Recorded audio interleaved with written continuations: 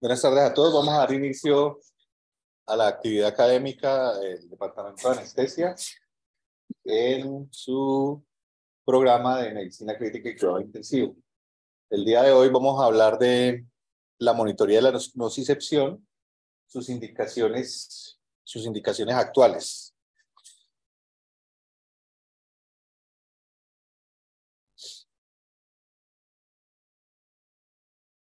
La charla, pues, lógicamente tiene conflictos de intereses directamente con el desarrollo de dispositivos de anestesia endovenosa SmartTIVA que utilizan la monitoría SedLine y la monitoría de la nocicepción. Específicamente, el monitor que utilizamos es el monitor M-Dolores. Al finalizar, vamos a mostrarles un estudio que se va a realizar con este tipo de monitoría en unos pacientes específicos posoperados de cirugía cardiovascular. Entonces, este es nuestro plan de ruta del día de hoy. ¿Por qué monitorizar el sistema nervioso autónomo en el paciente crítico y perioperatorio?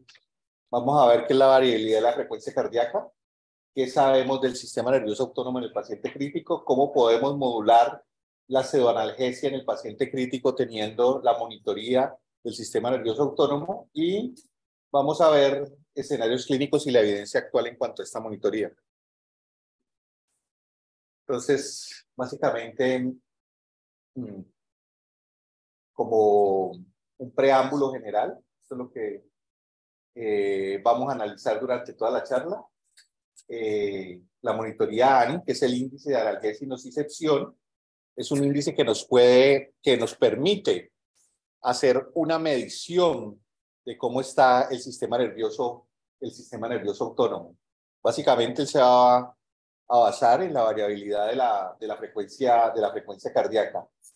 Un punto importante es que ya lo vamos a ver más a fondo más adelante, él toma las frecuencias que el monitor le da y las divide en uno de estos puntos.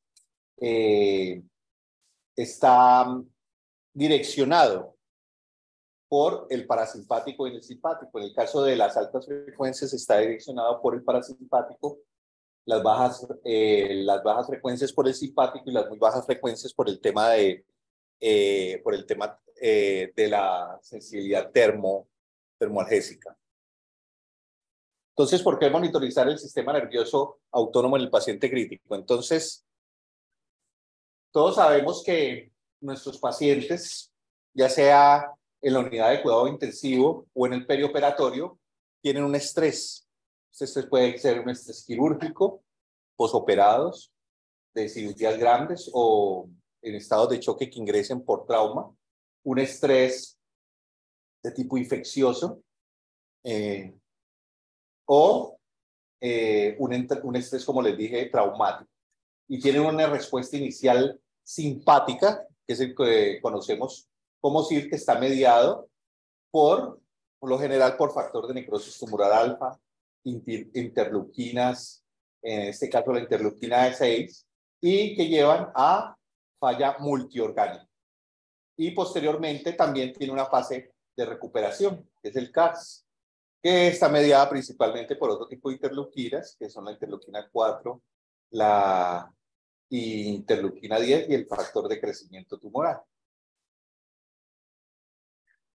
En muchos de los pacientes, ambos momentos se modulan y el paciente sale adelante.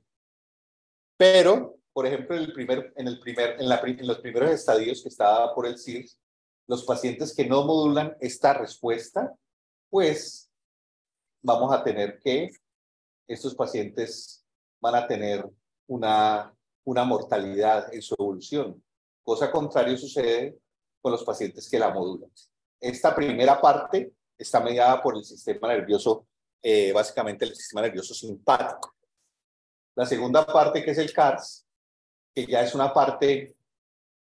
respuesta contrarreguladora, moduladora de esa respuesta inicial, de esa cascada inicial inflamatoria, nos va a llevar que si también no la modulamos, nos lleva a una anergia del paciente. Y esa posibilidad de volver a una alostasis o una homeostasis de todos los sistemas, pues no se va a dar.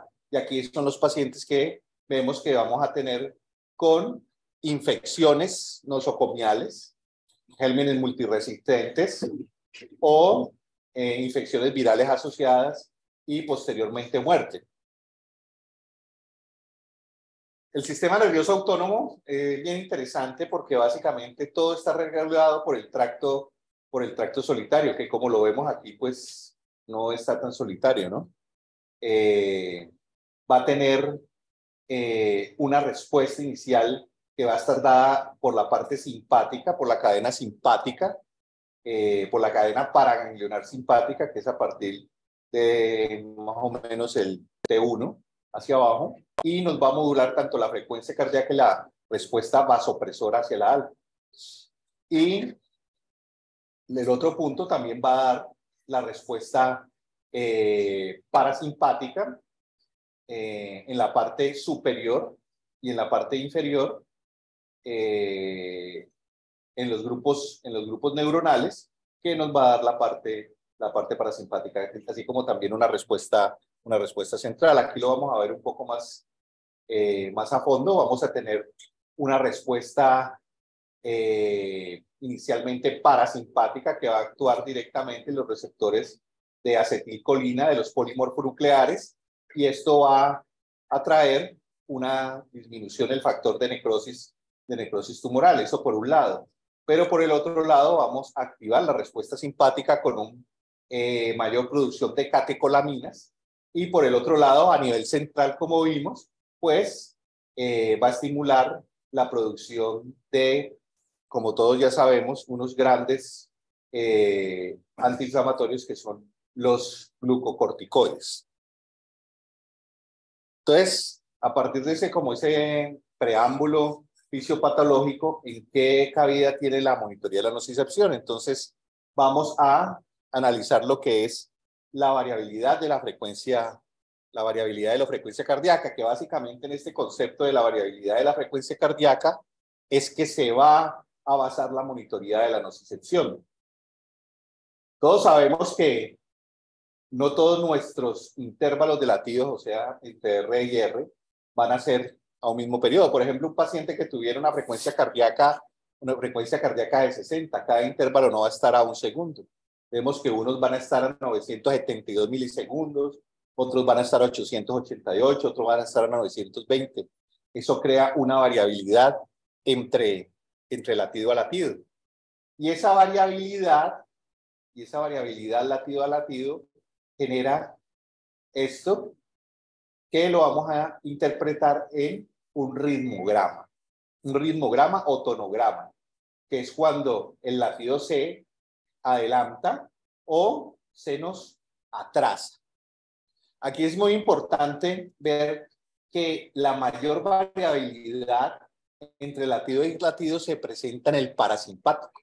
El parasimpático es el que va a presentar mayor variabilidad, y esto es lo que va a generar ondas de mayor frecuencia, porque uno podría decir, no, pues es que el simpático da una frecuencia más alta, pero es que los intervalos entre R y entre el simpático no generan una variabilidad tan alta, como ya lo vamos a ver de pronto en una diapositiva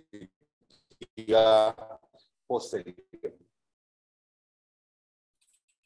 Entonces, lo que yo les decía, que mide, entonces mide ondas de aleatorio a partir de la generación. Acuérdense que una onda como tal tiene una amplitud y tiene una frecuencia de onda que está dada por los hercios donde se mueva, ¿listo?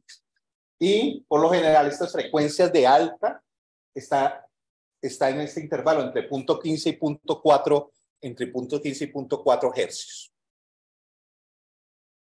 Otro punto importante, esa respuesta simpática y parasimpática dentro del sistema nervioso autónomo, recordar que el simpático va a estar en los procesos de inspiración. Cuando usted inspira, aumenta la frecuencia cardíaca. Y cuando usted expira, disminuye la frecuencia cardíaca y va a estar mediada por el parasimpático. Y vuelvo y les digo, esas variabilidades generadas dentro del ciclo cardíaco en cuanto a la frecuencia cardíaca generan una serie de ondulaciones que lo va a tomar el ritmograma. Que básicamente este cálculo de la variabilidad o esas, lo que denominamos arritmia sinusal respiratoria, es lo que nos va a dar ese espectro de frecuencias. Aquí tenemos claramente dos pacientes a 120 milisegundos a 120 latidos por minuto, pero miren como uno y otro. Entre uno tenemos un componente de mayor variabilidad que este otro paciente. Aquí está más plano, más regular, podríamos decir. Entonces, aquí básicamente es lo que venimos hablando, dependiendo, vamos a tener situaciones en las cuales el simpático va a estar por encima del parasimpático o el parasimpático por encima del simpático. Y este monitor nos permite ver cuál de los dos está predominando, uno. Otro, cómo está esa tonicidad del sistema nervioso autónomo, que responde el simpático, responde de una manera adecuada, o cuando necesitemos del parasimpático lo haga de una manera adecuada, ¿sí? Por ejemplo, cuando estamos en situaciones de estrés, como ya vamos a ver varios estudios bien interesantes en sepsis, que se pudo demostrar con los datos del ANI una correlación directa entre mayor mortalidad cuando el tono del sistema nervioso autónomo estaba disminuido. Estos datos que nos da el ANI nos permite ver eso, la tonicidad del sistema nervioso autónomo. Aquí no, pues básicamente lo que hemos venido hablando, esa variabilidad dependiendo de la fase inspiratoria o expiratoria. Aquí en una expiración miren cómo se produce un fenómeno de disminución de la frecuencia cardíaca como tal.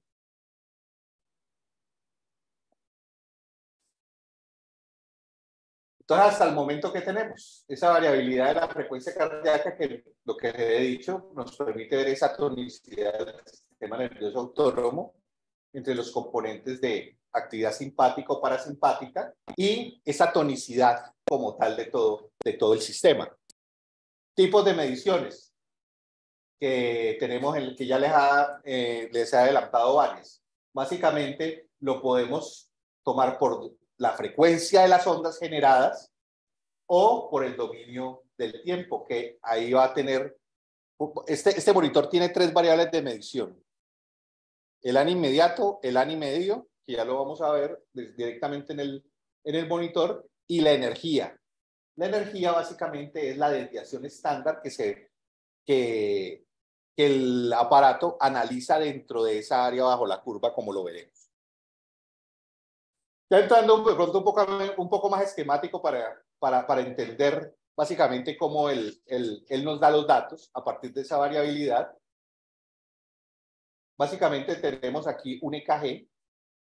El latido a latido analiza el tiempo entre R y R, y miren cómo el ritmograma comienza a ver esos adelantos o atrasos entre R y R. Y miren que va generando como una especie de onda sinusal, ¿sí ven? Entre R y R. Esas ondas que se toman en el ritmograma, para los que pronto han visto la tecnología que están poniendo de la mano, o la tecnología que muestra Máximo en cuanto a el análisis de la conciencia, por ese análisis espectral, esas frecuencias de ondas generadas por esa variabilidad, él las divide, o sea, las sectoriza en bajas frecuencias o altas frecuencias. ¿Esto cómo lo utiliza? Esto lo utiliza en un análisis matemático que tiene el dispositivo, que son las transformadas, que a partir de una onda base, él puede sectorizar cada una de las ondas. Y él tiene una transformada que es de pronto una evolución de la transformada de Fourier, que es la Wavelet. ¿Listo? O sea, da mayor exactitud. Entonces tenemos que el simpático va a estar en un rango de bajas frecuencias, entre 0.04 y 0.15 hercios, mientras que el parasimpático va a estar entre 0.15 y 0.4 hercios. Esto básicamente es lo mismo en la última fase de lo que yo les digo aquí. La variabilidad en periodos de taquicardia o bradicardia generada por el ciclo respiratorio y las ondas que se van generando. Se produce el análisis espectral y aquí está la división de las ondas generadas y nos va a dar este espectro. ¿Y este espectro cómo lo va a mostrar? Bueno, aquí lo que les hablaba desde el punto de vista de cómo el dispositivo a partir de ese análisis de ondas lo transforma en unos datos específicos en el monitor, es lo que nos va a dar estar bajo la curva. Mire, aquí tenemos el ritmograma.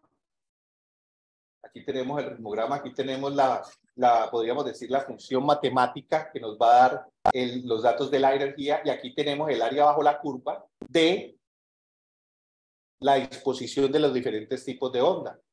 Altas frecuencias que dijimos que estaba prácticamente definidas por el sistema parasimpático, bajas frecuencias por el simpático y la parte de las muy bajas frecuencias. Un punto bien importante, los datos que nos va a dar el ANI, básicamente de esta área como tal bajo la curva, se va a enfocar específicamente en darnos el dato del porcentaje de toda el área, cuáles son ondas de altas frecuencias. O sea, nos va a dar un dato directamente relacionado con la parte parasimpática. ¿Listo? Lo que les decía, las muy bajas frecuencias está por la actividad endocrina y la termorregulación. Las bajas frecuencias puede ser simpático y parasimpático, con un predominio simpático y actividad refleja, y las altas frecuencias sobre todo básicamente son específicas del sistema nervioso parasimpático. Vuelve aquí, juega nuestra área bajo la curva. Lo que les decía del área bajo la curva, el monitor sobre todo se enfoca en medir ese porcentaje que tenemos de actividad parasimpática a la hora de darnos el dato. Las altas frecuencias nuevamente directamente definidas por el sistema nervioso parasimpático, es uno de los datos, y la medida de desviación estándar, que es ya la tonicidad del sistema nervioso autónomo como tal. ¿Cómo está esa correlación entre el simpático y el parasimpático? Es lo que nos va a dar la energía. Aquí claramente dos ejemplos, ¿no? Uno con alta variabilidad y uno con una variabilidad un poco más regular como tal. ¿Qué se ha visto en cuanto a los datos? Así, dependiendo del análisis de la energía como tal, que eso les dije que eran 3 parámetros de la desviación de energía. Que pacientes que estaban por debajo de 0.4, en la pandemia se utilizó, ahorita les voy a mostrar los estudios, como un indicador de mortalidad que está directamente relacionada con la mortalidad de los pacientes. Y fue más específico en definirlos que las escalas tradicionales que tenemos de mortalidad en las UCI. Vamos a ver varios estudios que nos muestran esto. Y también como un indicador de fragilidad. Aquí grandemente a mayor valor, pues vuelvo un sistema nervioso autónomo más activo, más tónico como tal. Tiene un mejor pronóstico, lógicamente, porque si usted tiene una regulación adecuada de su sistema nervioso autónomo, tomando como base el concepto de energía, si usted tiene una energía que está regulada, podríamos tomarlo, pues va a tener un mejor desenlace. Cosa contraria sucede a menor valor. Mire, pacientes frágiles, infectados, sépticos, pacientes adultos mayores como tal. Y aquí lo podemos ver, bajo tono simpático, la variabilidad y la amplitud de las ondas disminuidas con un alto tono parasimpático en este momento, comparándolo específicamente dentro de las frecuencias de onda de la parte parasimpática como tal. ¿Él cómo lo analiza? En cuanto a tiempo, ya vimos cómo él puede dividir y sectorizar cada una de las ondas. Miren que el ANI inmediato se toma dos segmentos de, podemos decir, 2 minutos y le va a dar el dato como tal. El ANI promedio o el ANI medio como tal requiere 4 minutos para darnos el dato. Por eso, ya entrando en qué vamos a ver en la pantalla del ANI, qué es lo que vamos a ver en nuestros pacientes cuando estemos en el estudio, vamos a tener 3 números. Bien importante para los que nos van a ayudar a recolectar datos. Vamos a tener el ANI inmediato, que es el que está relacionado con una medición de 2 minutos, y el ANI medio en 4 minutos. Acuérdense que este es un reflejo de la actividad parasimpática. En este caso, ¿qué podríamos decir? Que tenemos un 64% de actividad parasimpática y un 36% de actividad simpática. Si estamos en un paciente en ventilación mecánica controlada, sedado y con infusión de opioides o estrategia multimodal del dolor, podríamos decir que es un paciente que está óptimo en cuanto a su analgesia. ¿Y cómo está su nivel de energía?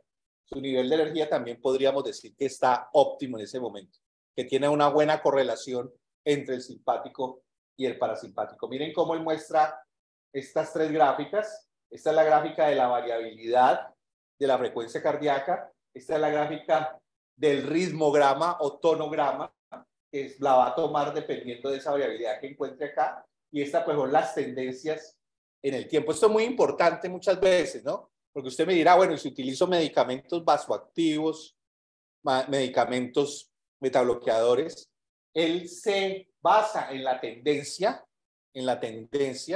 que ha tenido el paciente para definir los cambios que vaya a hacer. Lógicamente, si usted en un momento dado le pone un metabloqueador que le va a disminuir la frecuencia cardíaca o le pone un vasoactivo, puede tener un cambio, pero él se ajusta y él va a analizar la frecuencia una vez se ajuste después de colocado el medicamento. O sea que podemos decir que a pesar de los diferentes usos de medicamentos que nos pueden variar esa variabilidad, él se ajusta a eso. De hecho, uno le puede poner los eventos que vaya a poner nuevos, si va a poner un metabloqueador, si va a poner un vasoactivo, para que él se retroalimente y ajuste y haga sus ajustes respectivos dentro del software que tiene interno. ¿Listo? Aquí nuevamente para mostrarles la energía, que es esa conjunción o ese balance entre el sistema simpático y parasimpático, que es lo que nos va a dar el tema de la energía.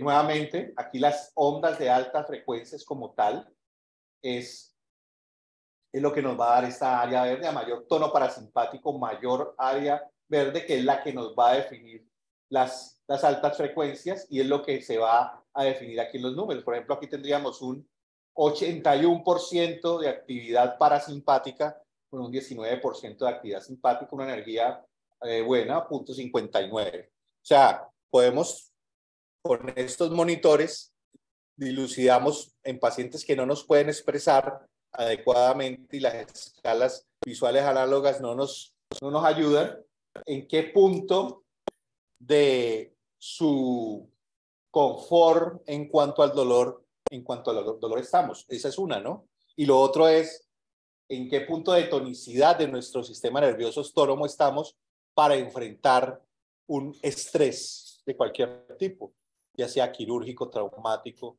infeccioso como tal. ¿Listo?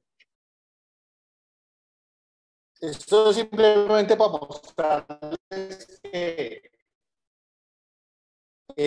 no solamente tenemos esta visualización, este es el monitor específico de ANI, que es el que vamos a tener en la unidad de cuidado intensivo. Este es la pantalla que vamos a tener constantemente, pero también podemos tener en el monitor de SedLine de Máximo esta otra. Aquí no se va a ver ni el ritmograma ni la gráfica de la variabilidad del ER. Simplemente se van a ver los datos específicos de energía, el año inmediato, el año y medio y la tendencia. Esa es la que vamos a ver.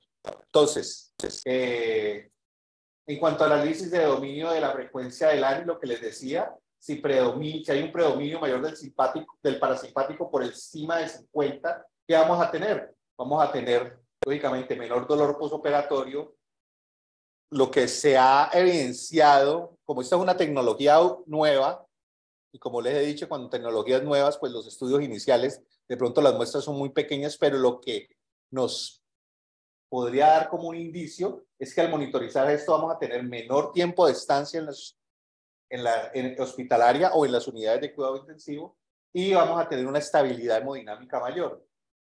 Y por debajo del 50, pues nos ayuda a predecir respuestas hemodinámicas en relación pues que estamos ante una baja energía y tenemos que hacer ajustes a nuestro manejo, o optimizarlo en volumen, precarga, poscarga, contractibilidad. Ya nos ayudaríamos de otras tecnologías de las tantas que poseemos, ¿no?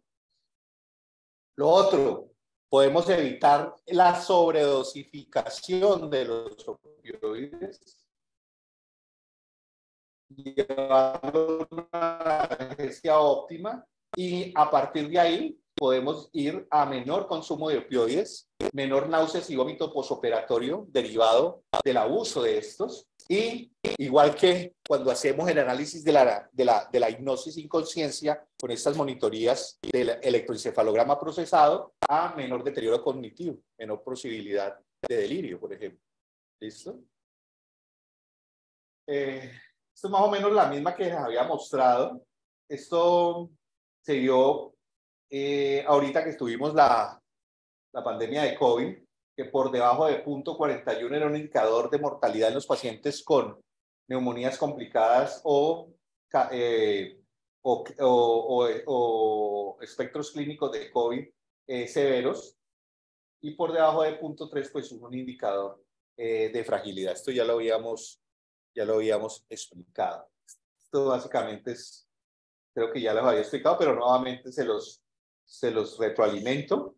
Tenemos los dos datos de ANI que directamente nos está relacionando la actividad parasimpática como tal. Aquí el dato de la energía, que es como la tonicidad del sistema nervioso autónomo propiamente dicho. Aquí las tendencias en cuanto al ANI medio y el ANI inmediato. Aquí el ritmograma y aquí la variabilidad del EKG del paciente. Es bien importante ver la calidad de la señal, ¿no? Como todos estos dispositivos de traductores pegados en la piel, ¿no? Hay que tratar de disminuir la impedancia, ¿no? Lavar bien las zonas donde se van a colocar. Ahorita lo vamos a ver, ¿no? En el quirófano, el electrobisturí, la cercanía del electrobisturí con estos dispositivos a veces pueden darnos datos que en ese momento no son los reales. Creo que este es un video como tal para mostrarles básicamente cómo es en acción. Ahorita vamos a ver varios ejemplos. Miren cómo él va cambiando a medida que va pasando pues el trazado como tal. Esta es la ubicación de los sensores. La ubicación convencional, ¿qué tiene que hacer? Básicamente lo mismo que con un EKG, ¿no? Tiene que haber un vector, pues para que él analice correctamente la variabilidad de la frecuencia cardíaca. Si no, lo puede poner en la parte anterior. Él tiene dos electrodos, el circular que precisamente es para el ápice y este que es rectangular en la base del corazón. Si no lo puede colocar porque pronto está en prono, nuestro paciente, como nos pasaba en la pandemia, muchos de ellos, entonces lo ponemos a nivel de dorso, pero lo importante es que haga vector.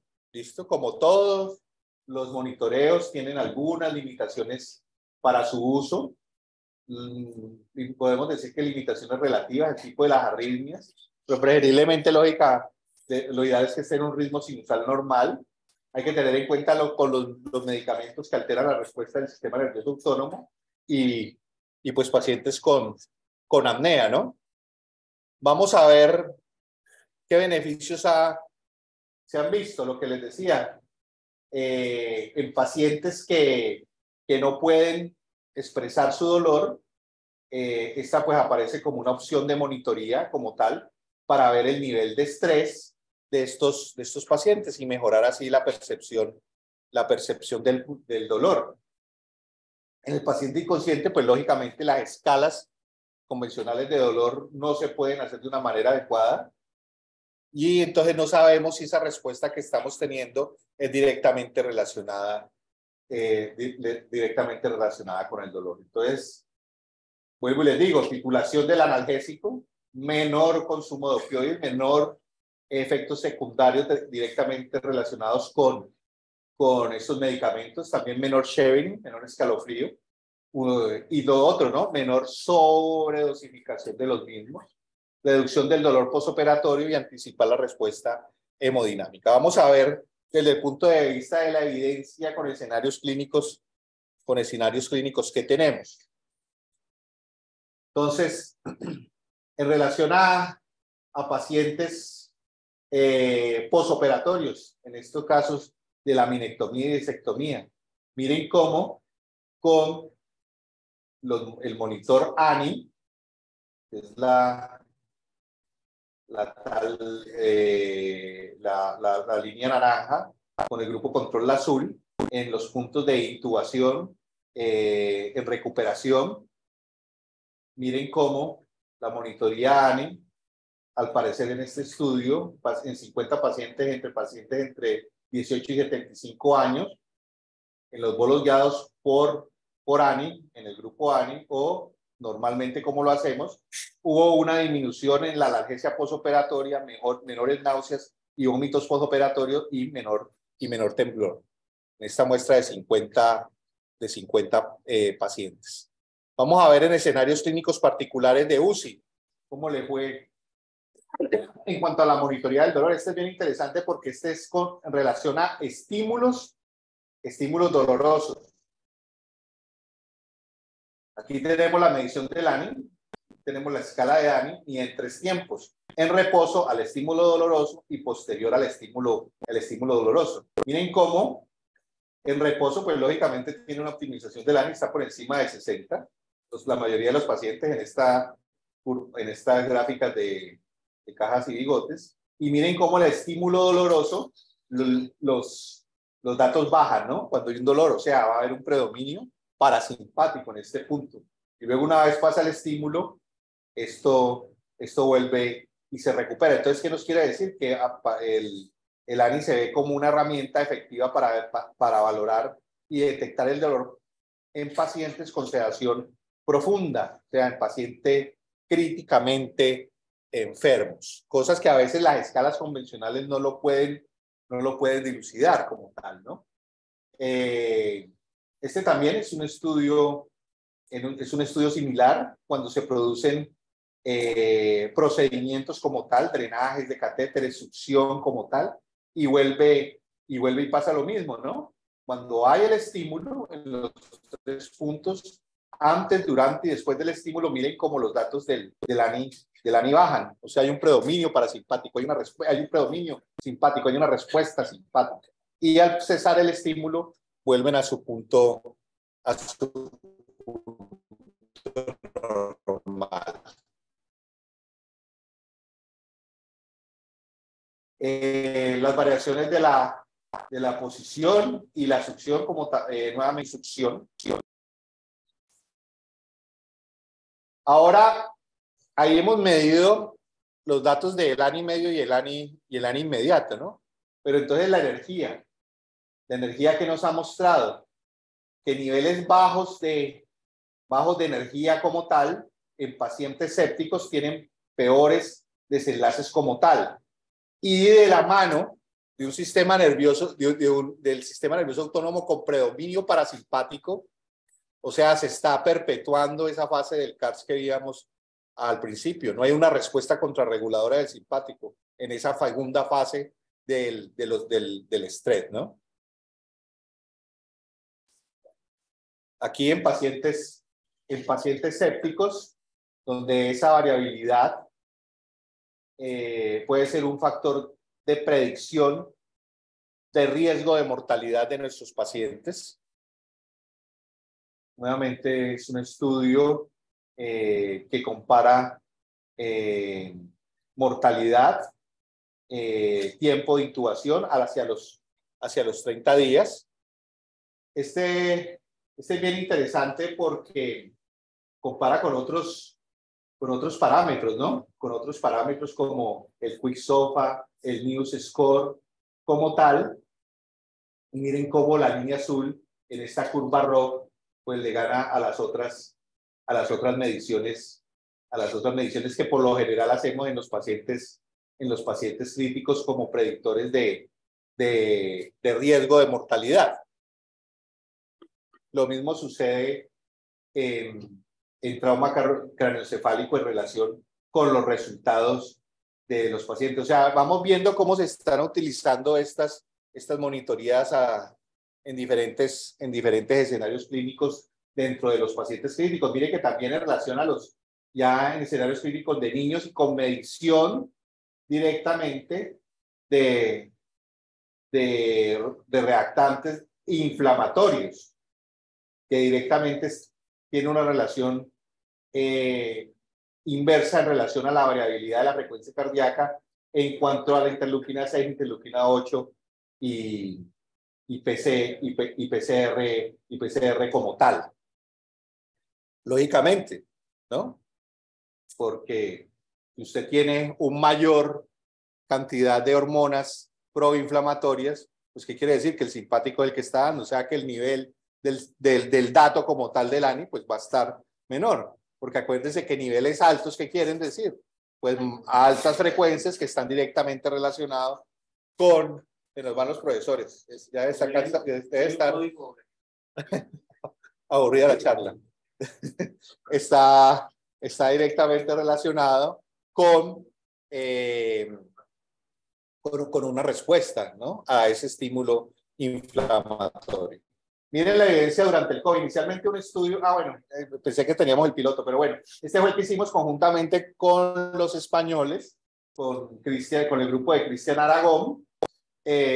Fueron 5 hospitales, 4 países y pacientes con COVID severo.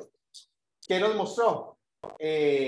En cuanto a los niveles de energía, lo que yo les decía, a mayores niveles de energía como tal, hubo una mayor sobrevida. Los que tenían baja energía se murieron más.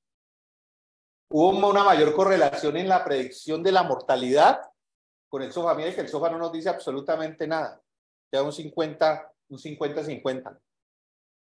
Cambio, en los niveles de energía aquí está prácticamente llegando a punto 8 como tal, ¿no? Bueno, este es básicamente, este es el mismo, esta es la presentación, la revista donde se publicó una Q1, a los que les gusta la clasificación, como el doctor Alejandro. Bueno, aquí siendo más específicos en los resultados de este estudio, los niveles de ANI medio, los pacientes que tuvieron sobrevida, miren que estuvieron como más controlados, y eso va de la mano de una tonicidad de la energía mucho mayor, contrario a los que tuvieron una mortalidad mayor. Aquí tenemos la parte de la comparación de los dos scores, el score SOFA y la medición de la energía, lo que ya habíamos visto. Miren que la energía fue 0.7, 0.75, casi 0.8, mientras que el del sofá fue 0.63. Ahora, si usted le hace un análisis multivariable, o sea, le adiciona más variables a este ANI, pues miren cómo pasamos a un área bajo la curva por encima de 0.8. Entonces, definitivamente, ¿qué nos lleva a concluir? Pues pacientes con mayor gravedad, más complicaciones y mayores índices de mortalidad, pues van a presentar un sistema nervioso autónomo bajo, definitivamente. Eso está dado por esa desviación estándar, que está directamente relacionado con la energía, y una depresión del sistema simpático con predominio parasimpático. O sea, va a tener unos niveles de ANI inmediato y ANI medio altos. O sea, niveles de ANI medio altos, inmediato altos, asociado a energía bajas, la mortalidad pues va a ser mayor. Aquí para mostrarles los efectos que tienen con algunos hipnóticos. Aquí estamos difundiendo ketamina, que este es el índice bioespectral, que es otra de las monitorías, ¿no? Esto ya es monitoría de la conciencia. Aquí nuestras curvas del ventilador.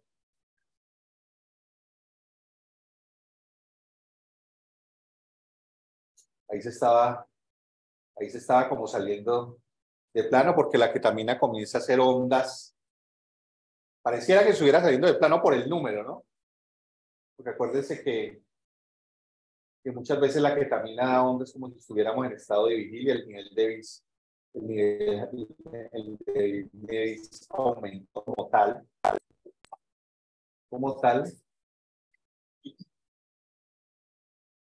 La energía aquí, digamos que está como en el límite, punto 30.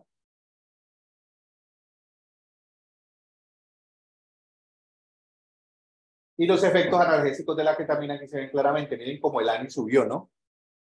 Subió como una estrategia multimodal. Aquí en lo que decíamos los betabloqueadores, vamos a ver cómo se comporta. Con una dosis de metoprolol.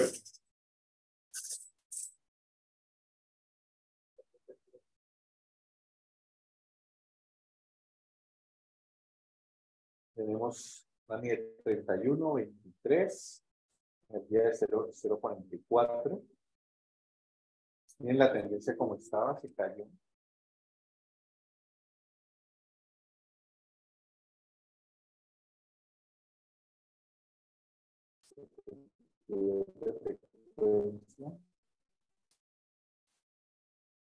Y de 50. Este no es espectral, ¿no? Simplemente está midiendo ahí. Para la alarma bradicardia se supone que hay más variabilidad, ¿no? Más variabilidad. Acuérdense que la bradicardia da más variabilidad y empieza a subir los sistemas 70, 52. Acuérdense que él hace pues los ajustes y se supone que habría que ver la tendencia después del medicamento en relación a lo que él nos vaya mostrando. Vasoconstrictores. Vamos a ver aquí la energía cómo se comporta en una sección medular, una vasoplegia por sección medular de 44-26, depresión, 83, viene la energía totalmente caída, 0.07, totalmente caída. Le pusieron bolo de efedrina. Miren que está tan caída que ni siquiera estaba mostrando los niveles del parasimpático. Ahí le vamos a ver cómo responde la efedrina. 41-25, está totalmente vasopléjico. Miren cómo ya tenemos niveles de ANI. Miren, la energía pasó de 0.04 a 1.68. Y ya tenemos niveles de ANI, ¿no? 54-30 de presión. Bueno, empezó a incrementar la presión, ahí se regularizó un poco. Bueno, por lo ya la energía 0.6, inmediatamente se le puso el bolo, se regulariza. Y como vuelve y se baja, no recupera, le ponen infusión de norepinefrina. Y ahí pues observamos que ya tiene unas presiones más decentes, ¿no? La efedrina no le alcanzó a recuperar. Recuperó la energía y recuperó y mostró ya datos de año. Pero la presión media y la presión como tal no la recuperó. Miren aquí un paciente de cirugía ginecológica con la doctora Diana. ¿Esto fue en relación a qué, Diana? ¿A la analgesia? Al ajuste de REMI, ¿no? Se aumenta el sitio efecto de REMI. Y miren cómo se subió a 88.94, ¿no? Nivel de energía 0.19. Bueno, bajito, ¿no? Pues nos fue por el otro lado, ¿no? Ahí ya lo ajustó. Y ya se ve la tendencia.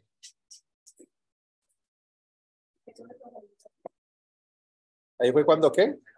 Cuando estaba saliendo la anestesia. Dice, ya predomina el parasimpático, ¿no? El simpático, exactamente.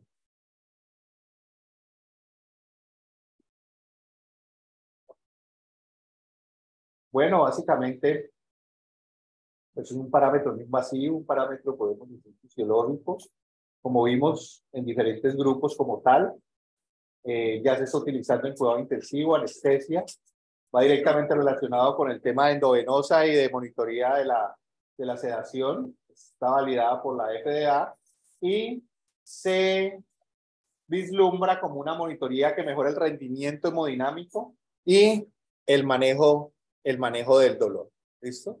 Entonces, ya entendiendo la técnica, la monitoría como tal, como el dispositivo, pues aquí con los compañeros decidimos comparar desde el punto de vista analgésico esta herramienta ANI con la herramienta observacional del dolor en cuidado crítico, el CEPOD, y ver los desenlaces clínicos en un grupo específico de pacientes, que son los pacientes en revascularización miocárdica durante el tiempo posoperatorio. Básicamente 24 horas, San Juan. Vamos a incluir todos los pacientes que van a ser llevados a revascularización miocárdica que ingresen a la unidad de cuidado intensivo, tienen que estar en ventilación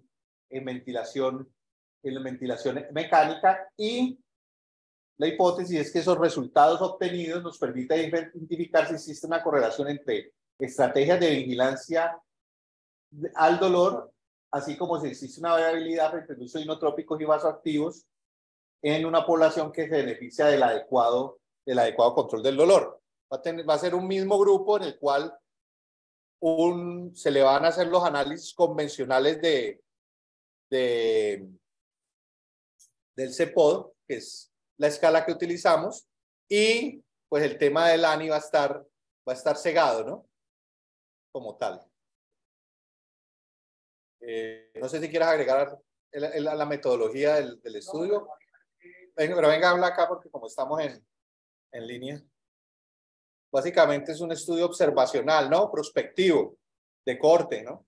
Sí, es un estudio que es una cohorte única, prospectiva, en el cual se va a abordar precisamente el comportamiento en relación a estas dos variables. Si bien ya contamos con una plausibilidad del uso del dispositivo en los pacientes críticamente enfermos, lo que sí es importante es poder determinar el comportamiento de esta monitoría en aquellos pacientes que inherentemente pues, van a tener medicamentos que están directamente relacionados, como es la inotropía, los vasopresores, los betabloqueadores. Entonces, en la medida de que se pueda establecer un comportamiento a través de un proceso descriptivo de una cohorte única, podemos mejorar eventualmente la comprensión sobre su proceso de variabilidad, qué relación tienen con las escalas que están actualmente validadas para el seguimiento y qué relación puede tener este comportamiento con los desenlaces clínicos como la presencia del delirium y la mortalidad.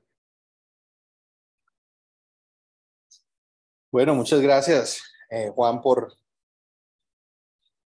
hacer la descripción del del estudio. Les estaremos contando los resultados. No sé si hay preguntas en relación a la exposición de hoy, del público virtual. No veo preguntas aquí del público presente. La doctora Diana González.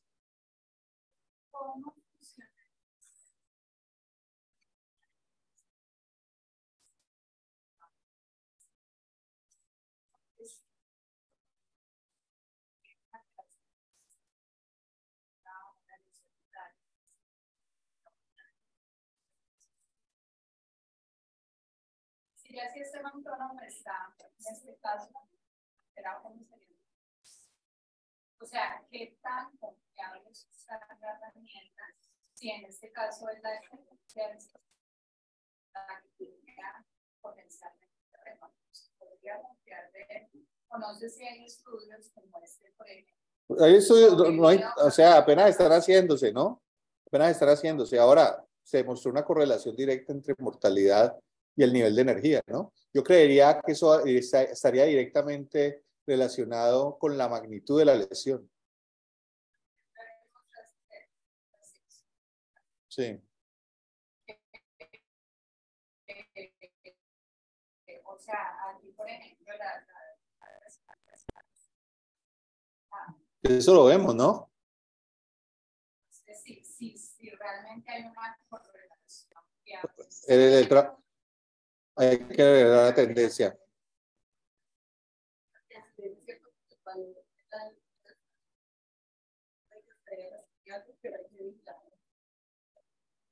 Eso es lo que se ha demostrado, que él se retroalimenta con la tendencia y el dato es relativo. Lo que hemos podido observar es que es relativamente relacionado con la situación del paciente. O sea, es un dato de una relativa exactitud, ¿no?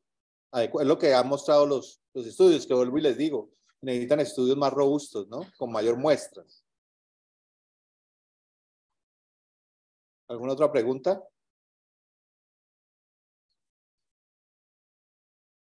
Los profesores, el profesor Orrego, que volvió, el profesor René.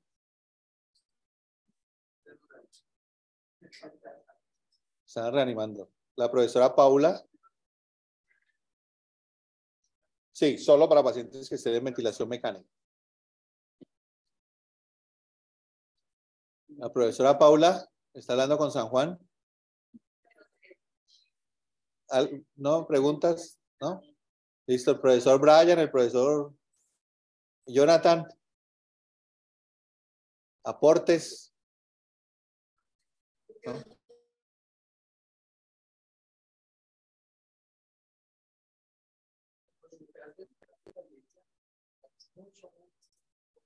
Sí, tenemos mucha tela por cortar.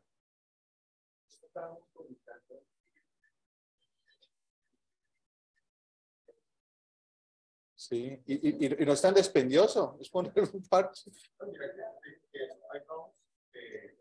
El electro.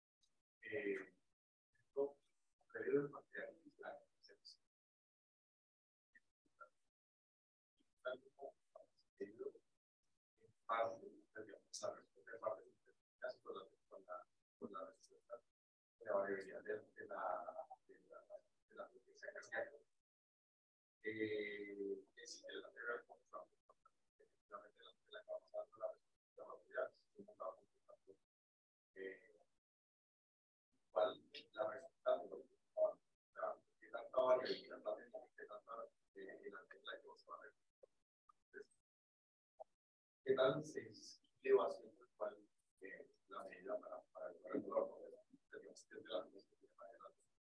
Porque en la medida que también se afecta, que la inflamación afecta la resistencia y la variabilidad, que tanto se relaciona con lo que se hace a la hora de la medición. Sí. Paula.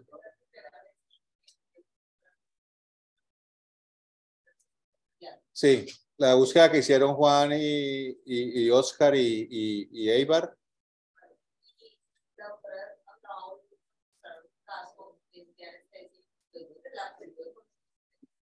Cuando la comenzaron a despertar, Sí. entonces va a haber un problema que ya llegan en plan de despertar, ya viendo el robo, que no reciben nada de anestesia dentro de la UCI. Quiero decir, la cardíaca no sale con 13, salen con la morfina mono de salir, y No, lo del subado no entra. pero que va a haber algo. Eso es lo que queremos ver. Eso es lo que queremos ver si realmente. Pero una de las cosas sería esa, no ver si realmente tiene una analgesia óptima o no, porque ellos no lo están describiendo. Exactamente, interesante la pregunta, pero esa será una de las respuestas, ¿no, Juan, Oscar? Sí.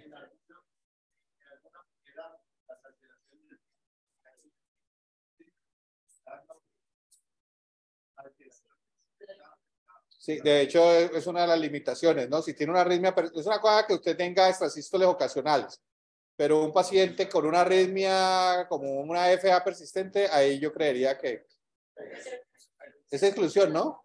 Es criterio de exclusión. ¿Residente, alguna pregunta? Sí. Respecto a los pacientes que vienen con síndrome de dolor crónico, en los que ya hay un proceso largo se de van. movilización central también. Es excluidos. Excluidos. En cuanto al estudio, excluidos. Dime, René.